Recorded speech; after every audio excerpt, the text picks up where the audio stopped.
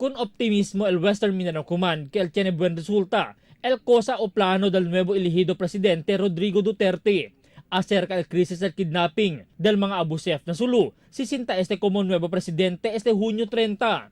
Asigun con el portavoz del Westmincom, Major Pilimontan Iho, hindi bueno si una sila antisipa con el cosa clase de ofensiva quiere si Duterte, maskin con él conocido como valiente, e quiere matar todo klase mga kriminal na nasyon. Ang sabi niya, he will be talking with the people and demand for the release of the hostages. Di ba? Sinabi niya yan sa TV.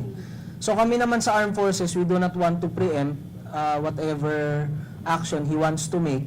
Pero as Commander-in-Chief, susuportahan namin yung gusto niyang mangyari based on his wisdom. Ya publica mas temprano que target ni Duterte pone como AFP Chief of Staff na solidarato amo con Lieutenant General Ricardo Visaya que asigun con él capable cumplir con su plano para con el Mindanao. Amo el lleva con el paz y hace descansa con el mga rebelión y otros pa. Na entrevista na TV5 con Duterte del pasado días, él habla que necesita el seguiditos diálogo para puede arreglar con el problema del paz na probinsya del Basilan, Sulu, Itawi-Tawi. Y sabe mismo con el mga residentes si cosa el mga rason del mga krimen. Takre el Westmincom, quien taagara con este mga lugar, que pabor siyempre na ley, el cosa plano del mga alto líder del nasyon para arreglar con este mga problema. Very vocal siya na ayaw niya nung ganong sistema, yung sa Abu Sayyaf, di ba, sa kidnapping. Ahora ta continúa siempre el pressure ta dali al militar con el mga Abu Sayyaf na Sulu para man-release con el otro mga biktima de kidnapping.